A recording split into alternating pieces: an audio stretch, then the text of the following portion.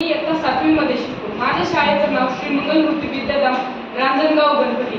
माझ्या नाट्यछटेचं नाव आहे आई वडिलांच्या प्रेमासाठी गुंतलेला मुलगा. चला बाबा, आलो एकदा शाळेतून. मला खरं सांगू का, कंटाळा आलाय माझ्या लाईफचा. वापस तीच बोर लाईफ. आणि तुम्हाला सांगू का, माझे मित्र तर म्हणतात की माझी लाईफ म्हणजे एकदम स्वप्नातल्या लाईफ सारखी. ते म्हणतात माझे इतके पैसे, तितके लोक चाकर आहेत, माझ्यासाठी स्वतःचं प्रायव्हेट हेलिकॉप्टर आहे.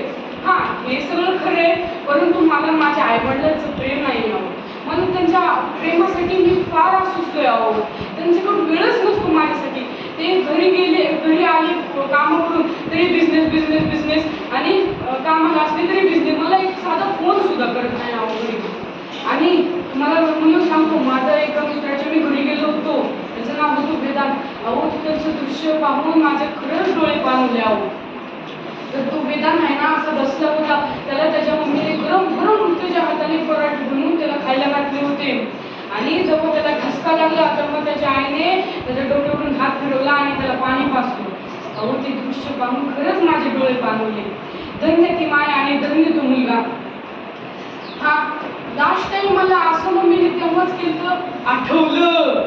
मी जेव्हा दुसरीत होतो ना, तेव्हा मी खूप आजारी पडलो होतो.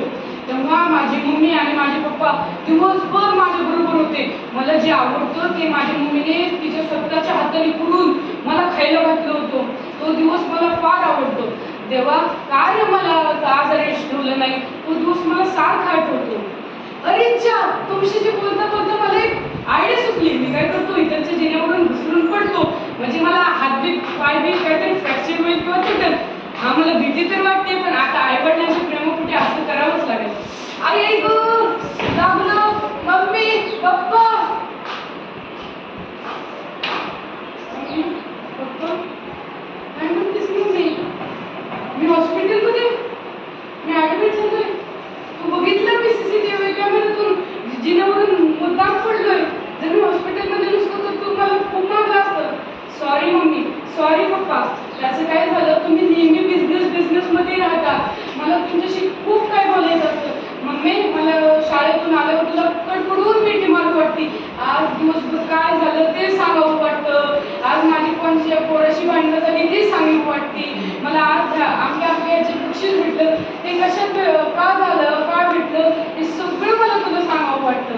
पप्पा, अहो तुम्ही तर माझी हिरो आहात. तुमच्याशी मला किती काय शेअर करायचं असतं, टाइम स्पेंड करायचा असतो, पण तुम्ही तर बिझनेसमध्येच असता. मम्मी, तू पण बिझनेसमध्ये असते. तुमच्या दोघांकडे पण माझ्यासाठी वेळ नसतो. मग मला आठवलं की मी जेव्हा दुसरीत होतो ना, तेव्हा मी खूप आजारी पडलो होतो. तेव्हा मग तुम्ही दोघंही माझ्यासोबत होता. तुम्ही माझी फार काळजी घेतली होती. तो दिवस मला फार आवडतो. म्हणून मी हा सगळा प्रकार केला. सॉरी मम्मी, सॉरी पप्पा. काय म्हणते मम्मी, काय म्हणता पप्पा? तुम्ही मला चक्क